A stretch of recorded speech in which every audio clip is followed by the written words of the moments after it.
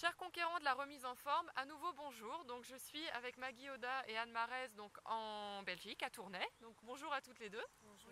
Alors pour vous présenter, donc vous êtes toutes les deux donc psychologues depuis plus d'une dizaine d'années. Donc vous êtes les auteurs du petit cahier d'exercice, je le mettrai si on ne le voit pas bien avec la lumière, je vous le mettrai en lien sous la vidéo. Donc le petit cahier d'exercice à l'acceptation de son corps. Vous travaillez toutes les deux sur les thérapies cognitivo-comportementales. Et Anne, donc vous êtes aussi spécialisée donc, dans la thérapie ACT, engagement et acceptation, et notamment sur la pleine conscience. Oui. Donc je suis ravie de vous recevoir à nouveau toutes les deux pour cette interview. Donc là on va parler des troubles de l'alimentation et notamment donc, la boulimie et l'hyperphagie. Oui, ce sont des troubles du comportement alimentaire et donc des maladies dont les gens qui ont ça souffrent énormément. Alors moi je dirais que c'est sans doute important de se faire aider, d'être soutenu, encouragé par des professionnels de la santé pour pouvoir apprendre justement à connaître aussi la maladie. Je crois qu'une grande partie du chemin, c'est déjà de savoir que c'est une maladie, c'est quoi comme maladie, comment ça fonctionne. Enfin, avoir de l'information, ça me paraît important. On appelle ça la psychoéducation. Et puis d'entamer un chemin pour essayer d'aller mieux avec ça. Donc on va passer par de l'auto-observation, ça c'est quand même une phase importante pour conscientiser ce comportement alimentaire.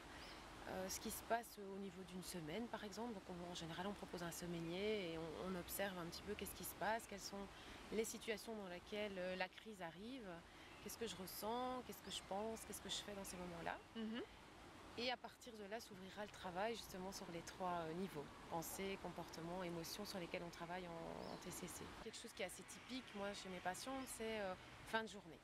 J'arrive de mon travail, j'ai fini la journée, je rentre, je suis fatiguée, je suis énervée, je ne sais pas trop ce qui se passe, mais voilà, je fonce vers mon frigo et je mange, je culpabilise et j'ai plein de pensées du genre t'es vraiment trop nul, tu n'y arriveras jamais, tu t'en sortiras jamais, tu veux maigrir et t'as vu ce que tu viens de faire. Enfin, beaucoup de culpabilité aussi, donc beaucoup de souffrance. Ça c'est assez typique. Donc si on observe ça, on peut aussi voir qu'est-ce qui déclenche la crise. Donc ça peut être différents facteurs. Anticiper la crise, ça va être, tiens, est-ce qu'il y a quelque chose que je pourrais faire avant pour pas arriver en ayant autant faim, par exemple. Imaginons une personne qui vient de... Voilà, elle a entamé un chemin pour peut-être plus de bienveillance pour elle et pour se guérir de ses troubles et elle vient de faire une crise. Comment réagir quand même dans ces cas-là respectueusement envers soi et envers son corps?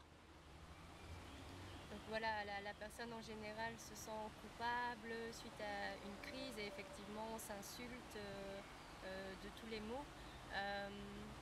Voilà, je pense que suite à une crise, effectivement, la culpabilité, elle est difficile à vaincre de front comme ça. Mais je pense que l'approche qu'on a par rapport aux émotions pénibles, c'est justement plus une approche d'accueil et de tolérance par rapport à cette émotion pénible, de se dire, bah voilà, oui, voilà, la crise est arrivée, je suis dans cette phase où je me sens désespérée suite à cette crise, mais je sais que voilà, ça ne va pas durer, je ne vais pas me sentir désespérée pendant 6 heures de temps, une force va ressurgir de moi et puis peut-être à ce moment-là, quand on se sent mieux, réfléchir un petit peu, bah tiens, cette fois-ci, réfléchissons de manière constructive, qu'est-ce qui a provoqué ma crise, c'était quelle sensation, quelle émotion, quelle situation, quelle pensée, et comment est-ce que je peux faire alors, qu'est-ce que je peux mettre en place pour voilà, modifier ces situations, ces déclencheurs. Quand on est dans la culpabilité, qu'on s'autocritique, effectivement, vous disiez on va s'insulter, c'est pas du tout le moment à ce moment-là de faire le point sur ce qui vient de se passer, mais plutôt de s'accueillir. Donc des petites phrases comme ça qui pourraient faire du bien à nos abonnés. Est-ce que vous avez des petites phrases clés comme ça à partager? Peut-être ce à quoi moi ça me fait penser et que je fais parfois avec mes patients, c'est justement quand ils sont en situation difficile, il y a tout un démon qui s'envahit, qui envahit leur esprit avec effectivement un schéma, on appelle ça bien déterminé, répétitif, une sorte de disque de chansons qui réapparaît systématiquement dans cette situation. Et donc moi je trouve que ça vaut la peine avec le patient parfois de faire une petite fiche. Et sur cette petite fiche déjà on peut travailler avec le patient à corriger justement ce langage intérieur et à le remettre en question, c'est-à-dire voilà, dans quelle mesure est-ce que je suis vraiment nulle, dans quelle mesure est-ce que je ne réussis rien dans ma vie, dans quelle mesure est-ce que je suis un raté, dans quelle mesure est-ce que rien ne me sourit dans la vie. Oui. Et justement pour que la personne prenne conscience un petit peu à la fois que c'est un automatisme de pensée qui s'est mis en place il y a bien longtemps. Qui aurait besoin d'être mis en question en tout cas. Voilà, Très bien, très intéressant. Je vous invite à vraiment déjà être accompagné comme vous disiez Anne. On ne fait pas ça seul. Mais c'est toute la question du langage intérieur que Maggie discute. J'ai donné l'exemple des pensées qui pouvaient venir chez les gens qui souffrent de ça, et puis en effet de ce qui s'enchaîne quand on l'a fait. Et donc il y a vraiment un travail là au niveau des pensées, parce que c'est ça qui va faire la différence. Nous aussi, il nous arrive de manger trop ou de manger un truc parce qu'on n'est pas bien. C'est pas ça qui pose problème. Le problème, c'est comment j'accepte ce qui vient de se passer justement. Qu'est-ce que j'en fais, comme dit Maggie, comment je peux avancer vers quelque chose de constructif. Donc en effet, j'ai eu une crise. Si la crise elle est venue, c'est qu'il y a eu quelque chose de difficile. Donc je vais justement essayer d'être gentille. J'ai encore plus besoin d'être gentille avec moi à ce moment-là, parce que je viens de vivre quelque chose de difficile. Et de me dire, allez, je m'accroche, je me suis pris en main, je vois quelqu'un, j'ai envie que ça change, et donc je continue.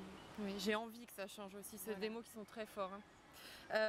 Comment on reconstruit l'estime de soi? J'imagine que dans les troubles alimentaires, l'estime de soi, elle est vraiment en mille morceaux, j'allais dire. Comment on reconstruit ça? Est-ce que ça prend du temps? Est-ce qu'on y arrive? Ça prend beaucoup de temps. Alors je lisais un article qui nous disait que l'estime de soi ne sera peut-être même pas améliorée si tu as une perte de poids, et donc ça voudrait dire que peut-être l'estime de soi était déjà fragilisée avant. Donc ça va être quelque chose à consolider, à reconstruire tout au long. Et justement, le parcours vers l'amélioration du trouble alimentaire va aussi contribuer à s'estimer davantage, je vais dire. Je rencontre beaucoup de personnes qui se demandent s'il y a une issue à tout ça. Quand on est dedans, c'est pas évident de voir le bout du tunnel quelque part. Qu'est-ce qu'on pourrait leur répondre? Je dirais surtout ne baissez pas les bras, accrochez-vous, faites-vous entourer de gens justement qui vont vous soutenir dans cette démarche de professionnels, mais aussi autour de soi. C'est important d'avoir des gens autour de soi qui sont là, qui sont pour bienveillants, encourager, pour soutenir. Ça, c'est venu avec les années, donc il va aussi falloir du temps, mais c'est possible. Alors une question là, qui me vient quand vous avez dit ça, justement l'entourage qui doit soutenir et qui doit être bienveillant par rapport à cette personne, quand on est l'entourage justement, est-ce qu'il y a vraiment peut-être un comportement adopté avec une personne qui souffre de ces troubles de l'alimentation? En tout cas, moi ce qui me vient là tout de suite, c'est ce qu'il ne faut pas faire. Oui. Donc c'est sans doute critiquer la façon de manger ou le poids ou l'image. Je crois que c'est important en tant que famille, conjoint, de savoir que c'est une maladie, une souffrance, et c'est pas du tout un manque de volonté, parce que ça on entend beaucoup. Oui, tout à fait. Tu manques de volonté, si tu voulais, alors que c'est pas ça du tout. Souvent les gens disent que c'est plus fort qu'eux, c'est parfois pulsionnel. Je rejoins Anne dans l'idée